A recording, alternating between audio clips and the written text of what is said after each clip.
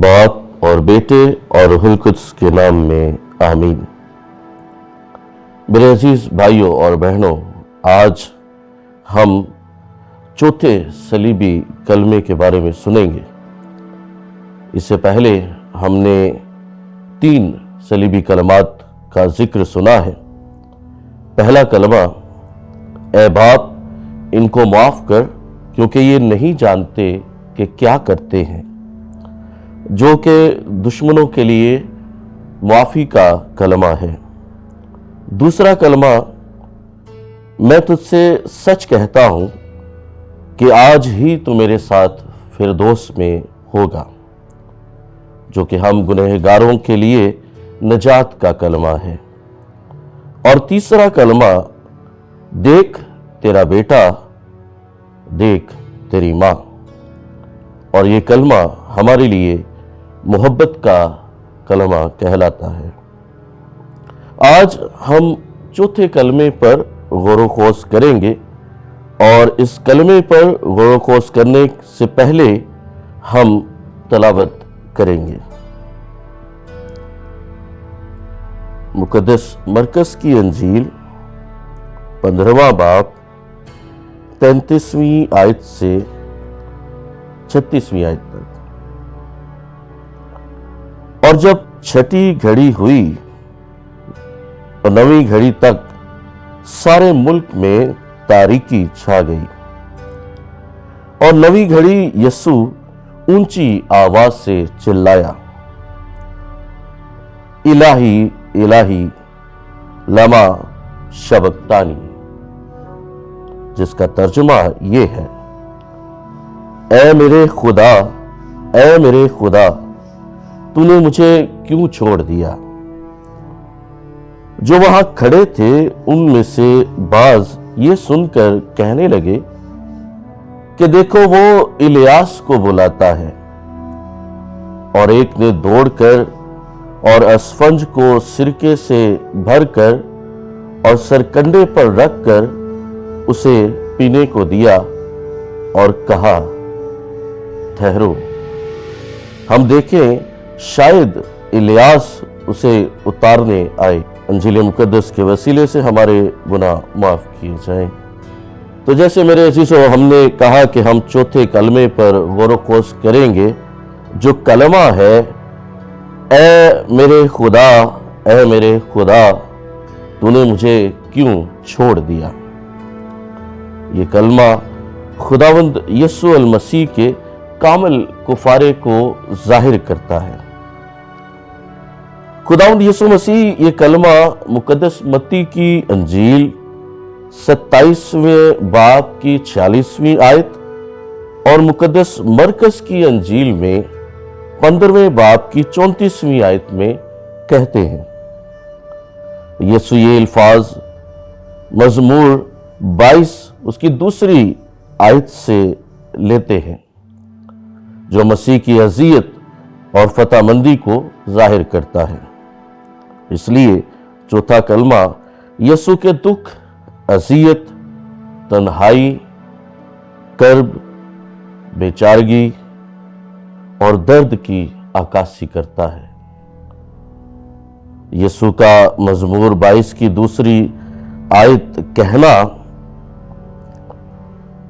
या ऐ मेरे खुदा तूने मुझे क्यों छोड़ दिया, इस बात की भी वजाहत करता है कि वो एक सच्चा यहूदी है और एक अच्छे और सच्चे और ईमानदार यहूदी घराने में पैदा हुआ है, यानी मुकद्दस यूसुफ और मुकद्दसा मरियम के घराने में, जहाँ पर वो उसकी परवरिश बड़े अच्छे तरीके से और यहूदी रवायत और यहूदी शरीयत के मुताबिक करते हैं।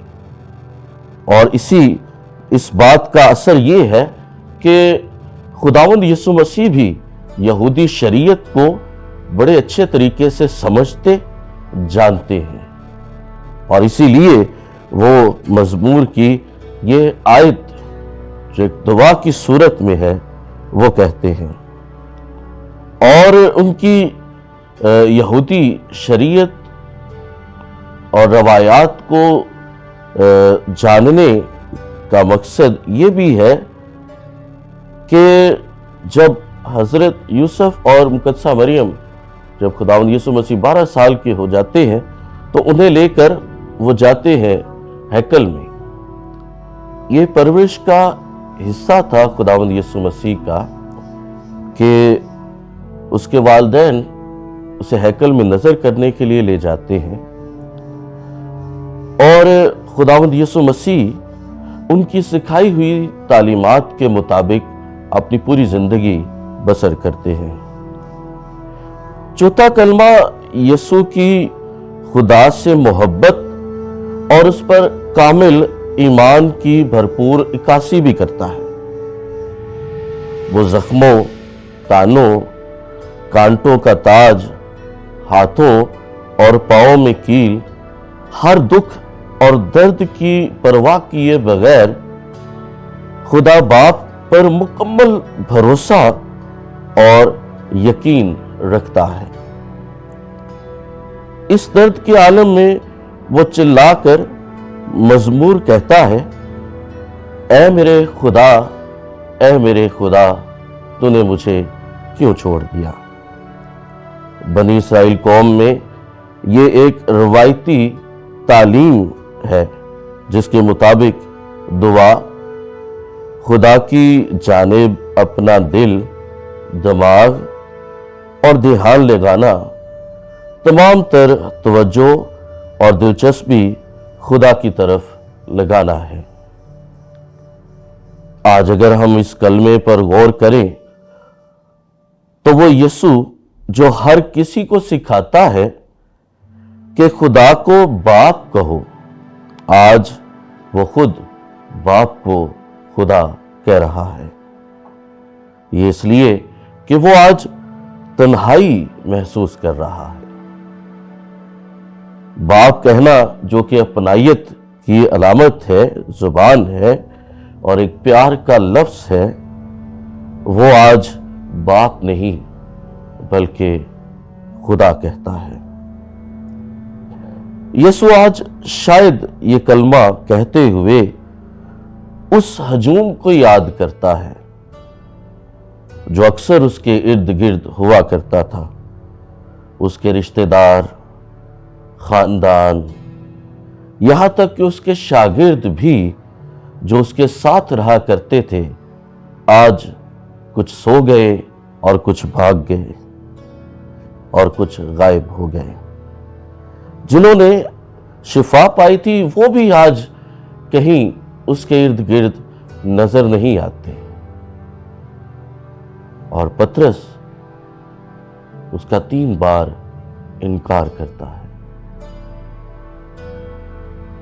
شاید اس عالم میں یسوع کامل انسان ہوتے ہوئے ان سارے دردوں اور دکھوں اور تکلیفوں کو محسوس کرتے ہوئے اپنے آپ کو اکیلا محسوس کرتا ہے، اور اسی لیے وہ چلاتا ہے کہ اے میرے خدا، اے میرے خدا، تو نے مجھے کیوں چھوڑ دیا. یسوع یہ کلمہ خدا سے مدد مانگنے کے لیے یا دکھ دور کرنے کے لیے نہیں کہتا، بلکہ دکھوں میں وفادار رہنے اور اپنے دکھ خدا کے سامنے پیش کرنے کے لیے کہتا ہے، تاکہ اس کی آواز خدا تک پہنچے. اور اسی طرح سے جب ہم پر کوئی مشکل آتی ہے تو ہمیں بھی خدا کو ایسے پکارنا ہے، لیکن اس پکارنے میں ہمارا ایمان مضبوط ہونا چاہیے. ہمیں خدا پر بھروسہ اور یقین مضبوط رکھنا چاہیے. خداوند یسوع مسیح بظاہر اگر ہم اس پر غور کریں تو کچھ کبھی کبھی ایسا لگتا ہے کہ شاید اس کا خدا پر بھروسہ ختم ہو گیا ہے، لیکن ایسا نہیں ہے. یسوع کا بھروسہ خدا پر، باپ پر ابھی بھی کامل ہے. اور وہ مکمل بھروسہ رکھتا ہے خدا پر، مکمل یقین رکھتا ہے خدا پر۔ اور آج جب وہ یہ کلمہ کہتا ہے تو اس کا مطلب ہے کہ خدا اس کے ساتھ ہے، اس کے پاس موجود ہے اور اس میں رہتا ہے۔ تو آج جب ہم چوتھے کلمے پر غور کرتے ہیں تو یہ کلمہ ہمیں خداوند یسوع مسیح کے دکھوں مصیبتوں کو یاد دلاتا ہے، لیکن اس کے ساتھ ساتھ اس کے کفارے کی یاد دلاتا ہے اور اس کے فتح یابی کی بھی یاد دلاتا ہے۔ ہم بھی اپنی عرضیں منتیں جب خدا کے حضور میں پیش کرتے ہیں تو ہمیں بھی یہ یقین ہونا چاہیے کہ وہ ہماری سنتا ہے، ہماری آوازوں کو، ہماری صداؤں کو، ہماری منتوں کو وہ سننے والا خدا ہے۔ اس کے کان ہماری طرف لگے ہیں، صرف یہ کہ ہم اسے پکاریں تو وہ ہماری سنے گا۔ آمین۔